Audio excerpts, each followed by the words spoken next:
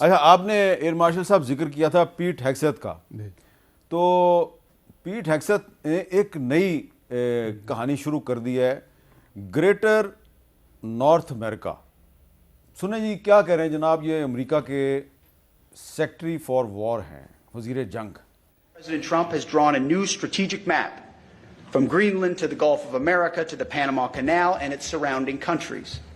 At the Department of War, we call this strategic map the Greater North America. Why? Because every sovereign nation and territory north of the equator, from Greenland to Ecuador and from Alaska to Guyana, is not part of the global south. Greenland, Ecuador, global south. اور یہ ذرا نقشہ بھی دکھائیں جی, یہ جو نقشہ ہے انہوں نے دکھایا ہے, تو اس نقشے میں جو ہے وہ مجھے کینیڈا بھی نظر آ رہا ہے.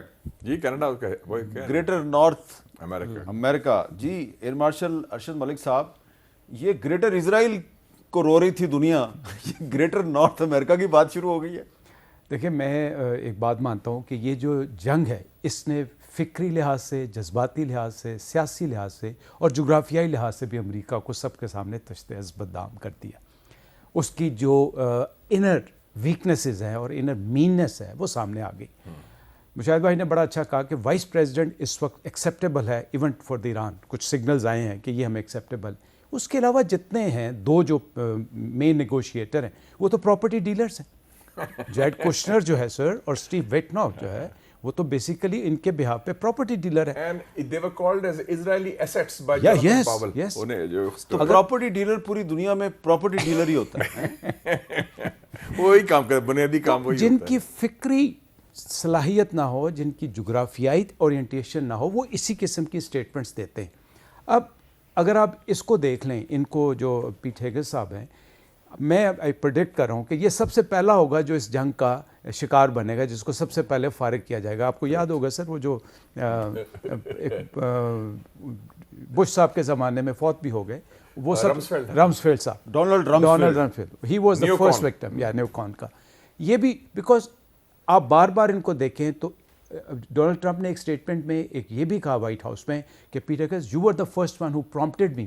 تو وہ جو بات تھی کہ یہ ایسٹ ہے ان لوگوں کا جو بغیر سوچے بغیر سمجھے, ایک تو ڈونلڈ ٹرمپ کی پیچھے پڑا ہوا ہے تاکہ اس کی نوکری قائم رہے, دوسرے اس کی کوئی ڈیپتھ نہیں ہے, کوئی انالیٹک ویو نہیں ہے, کوئی لاجک نہیں ہے.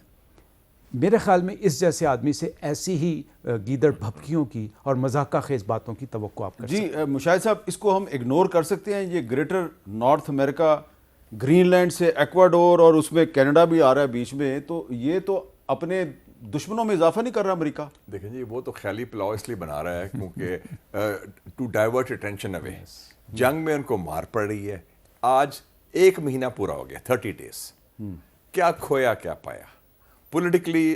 آج جو اوپینین پول آیا ہے 36% ریٹنگ رہ گئی ہے ڈونلڈ ٹرمپ کی امریکی عوام میں, مطلب 64% ان کے خلاف ہے. مڈ ٹرم الیکشن آ رہا ہے. دوسرا ہے کہ وہ آپ نے دیکھا ہوگا جب ایک دو آیا تھا جاپانی ریسلر تھا, اس کا نام تھا انوکی لاک کر دیا نا ایران نے, وہ جو ہو اسٹریٹ آف ہارمز کا انوکی لاک, وہ ہل نہیں سکتا پورا. اور اس میں انہوں نے اپنا جگہ ٹیکس لگا دیا. وہ کیا ہے, وہ یوان میں, پیٹرو ڈالر سے پیٹرو یوان آ گیا. تو آپ سمجھتے ہیں کہ جو ایران نے اسٹریٹ آف ہرموز پہ جو ٹیکس لگایا وہ جگہ ٹیکس ہے, مطلب جگہ ٹیکس ہے, ٹھیک ہے آپ بدماشی کر رہے ہیں تو ہم آپ کے تھوڑے بھی اس سے بڑے. ہمیں صاحب اس پہ بڑی جو امپورٹنٹ بات ہے نا سر وہ یہ وہ انہوں نے کنٹرول کر لیا نا, کنٹرول کر لیا. انہوں نے کہا کہ اب بات کرو. اور دوسرا جو ساتھ ساتھ یہ بھی کیا ہے, ایک اور لانچ کر دیا ہوتیز کو, اور وہ باب المندب بھی بند ہونے والا ہے جو سوئز کنال کو انڈین اوشن سے لنک کرتا ہے. تو آپ دیکھیں میر صاحب, نقشہ بھی دیکھیں, یہ تو بہت بڑا عالمی توانائی کا کرائسس ہے. جو ایک دفعہ شاہ فیصل شہید جو سب سے عظیم مسلمان لیڈر تھا میرے سمجھ 20th century کے, one of the greatest leaders, جو انہوں نے 1973 اکتوبر وار کے بعد کیا کیا تھا, آئل امبارگو, کہ جو مغربی ممالک ہیں جو اسرائیل کا ساتھ دے رہے ہیں ان کے خلاف آئل امبارگو لگاتے ہیں, تیل ہم بند کر دیتے ہیں. تو تیل کو سیاسی ہتھیار کے طور پر پہلی دفعہ انہوں نے تو پھر انہوں نے شاہ فیصل کو شہید بھی تو کروا دیا. عامر صاحب جو وہ تیار ہیں, ان کے لوگوں نے بھی شہید کیا ہے, یہ بھی تیار کھڑے ہیں. میں سر کی بات کو آگے لے کے چلوں گا. اب نئے ہومز میں اگر آپ دیکھیں جو موسٹ کرٹیکل چیز ہے, جو کہ ایک عام ایک اسٹریٹجک پلانر کو بھی پتہ ہے, آلدو وہ 33 किलोमीटर 31 किलोमीटर की लेन है, लेकिन जो शिप्स की लेन होती है वो ज़्यादा से ज़्यादा 3.7 किलोमीटर की होती है जिसके अंदर से शिप गुजरता है। और जब वो आब हम से यूं टर्न लेता है उस वक्त वो अपनी स्पीड स्लो करता है और उसकी जो टेल है वो सारी एक्सपोज होती है टुवर्ड्स ईरान, और वो जगह है जहाँ पे ईरानियों ने शोल्डर लॉन्च और माइंस और दूसरे बैठाए हुए हैं। अब एक स्ट्रेटेजिक प्लानिंग आप देखें ईरान की कि इनिशियली उन्होंने लॉन्च किए missiles on to the states where they were harbouring the Americans and the Israelis और टू द इजराइल। अब जब उनकी डिफेंसिव कैपेबिलिटी कम हुई तो अब बाबुल महमद ने वो उन्होंने होतीज़ को लॉन्च किया ताकि जो कैपेबिलिटी है वो डिफेंस की उनकी उतनी वीक हो चुकी हो। वन सेकेंड, ये जो हुमस का एरिया है ये तो सारा लेके जा रहा है energy sector towards Asia China, लेकिन जो बाबुल मंद है उसमें सारी जो जा रही है वो यूरोप को हिट कर रही है और फिर आगे से सुएज कैनाल को वो रास्ता जाता है। सो दैट मीन्स कि दुनिया की इकॉनमी जो है वो बिल्कुल ब्लॉक होने वाली है अगर ये इसी किस्म की गलतियाँ और खामियाँ करते रहे कि हम इसको बंद कर देंगे, हम इसको ये कर देंगे। और कैसे करेंगे, बूट्स ऑन ग्राउंड क्या आएगा वो एक अलग। और स्पेन ने अमेरिकी जहाज़ों के लिए अपनी एयरस्पेस बंद कर दिया है। मैं कहता हूँ स्पेन को सलाम करना था, ये पेड्रो सैंचेस जो उनका प्राइम मिनिस्टर है, बिल्कुल बाय द वे वो प्रोग्रेसिव है, सोशलिस्ट है, और उसने कहा कि देख लेंगे, उन्होंने कहा कि सवाल ही पैदा नहीं होता। ये क्या वजह है कि ये इस दफ़ा इस जंग में अमेरिका जो है उसको यूरोप से बड़ी रेजिस्टेंस मिल रही है?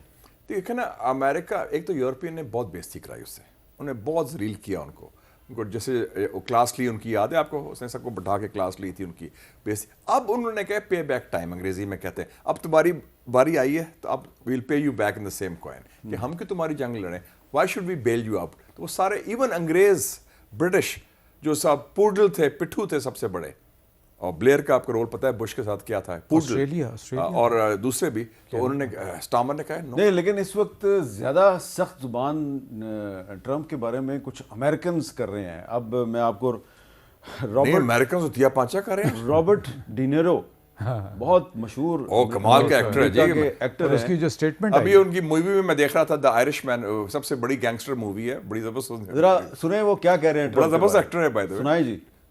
Existential threat to our freedoms and security, none, except Trump. And he must be stopped now. It's time to say no to Donald Trump. No King Trump. No corrupt leader enriching himself and the Epstein class buddies. Trump has to be stopped. And that's what No Kings is all about. Because he can't do all the things that he's been doing. Mir साहब, आपके programme में मैंने Epstein file का जिक्र किया था, अब वो बुनियाद बन गई है। और ये जो डेमोन्स्ट्रेशन हुआ है हफ्ते को, 80 लाख अमेरिकन, 3000 जगह, पूरी 50 रियासतों में डेमोन्स्ट्रेशन हुआ है, जो अमेरिकी तारीख का सबसे बड़ा।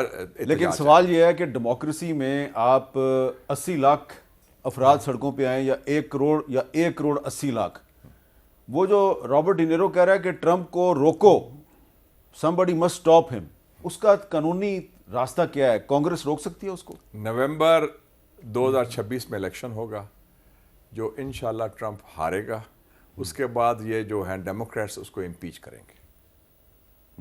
तो इस दुनिया को ट्रंप से निजात अमेरिका ही दिलाएगा, अमेरिकी अवाम दिलवाए, अमेरिकी अवाम, अमेरिका पीपल पावर एक बहुत बड़ी चीज इसलिए है। अमेरिकी अवाम के लिए दुआ करनी चाहिए। देखिए जी, आपके खत्ते में क्या हुआ है, नेपाल में पीपल पावर आई है कि नहीं?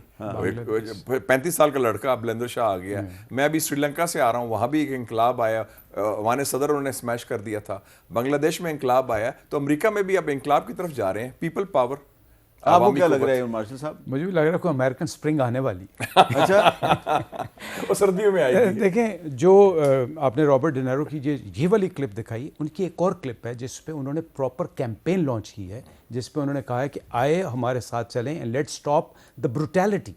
देखें, और दूसरी आपने जो बात फरमाई वो ये थी कि यूरोप, देखिए यूरोप को जितना रिडिक्यूल इस शख्स ने किया है इतना आज तक किसी ने नहीं किया। फिर वो जो एक हमारी पंजाबी की आज बात हो रही, वो जो शरीके बन जाते हैं, ताने मारता, तो जिस तरह ये खुल के ताने मार रहा है, I think they have stood first time. Canada का जो प्राइम मिनिस्टर है, he is not a politician, he is not a politician, he is basically a financial expert and look at the way he is. अब France ने कहा है कि हम ज़रूर आएंगे अपने उसमें जंग के बाद। फिर فرسٹ ٹائم برطانیہ کے جو آپ سمجھتے تھے کہ وہ انگلی پکڑتا تھا اور اندھا دھند بلائنڈ اس کی فالو کرتا تھا, انہوں نے بھی. So I think the world has realize کہ this was absolutely illegitimate. And دیکھیں غزہ میں دیکھیں انہوں نے جو حرکتیں کی. میں سر آپ کی اجازت سے یہاں پہ ایک اور اسٹیٹمنٹ دینا چاہوں گا کہ جب غزہ کا آپریشن ہوا تو ساؤتھ افریقہ نے لیڈ لیا. میرے خیال میں اس وقت کسی مسلمان ملک کو یا کسی اور کو جرأت کرنی چاہیے, اور نیتن یاہو کو اور ان لوگوں کو جنہوں نے ان 160 سے 180 بچیاں شہید کی ہیں, ان کا کیس ICJ یا ICC میں لے کے جانا چاہیے تاکہ ایک اور پریشر ٹیکٹیسن پہ آئے. یہ کچھ ظلم. پرسوں جی یونیورسٹی کو اٹیک کیا, امیر کبیر یونیورسٹی جو بہت پرانی یونیورسٹی تھی, پھر لبنان میں 3 جرنلسٹ کو شہید کیا جی انہوں نے, جرنلسٹ کو ڈائریکٹ مارا ہے انہوں نے. But this is the time by. اور امیر کبیر یونیورسٹی آپ کو پتہ ہے نا کس کے نام پہ؟ جی جی بالکل, شاہ ہمدان. بالکل. تو یہ ICC اور ICJ کے کیس بنتے. اسی وجہ سے جو نیتن یاہو ہے کچھ ملکوں میں نہیں آ سکتا. کم از کم یہ کیسز آپ لے کے جائیں تاکہ ایک ریٹ قائم ہو اور ایک دنیا کے لیے اسٹیبلش ہو جائے, اور وہ پھر امریکن سپرنگ شروع ہو جائے انشاءاللہ.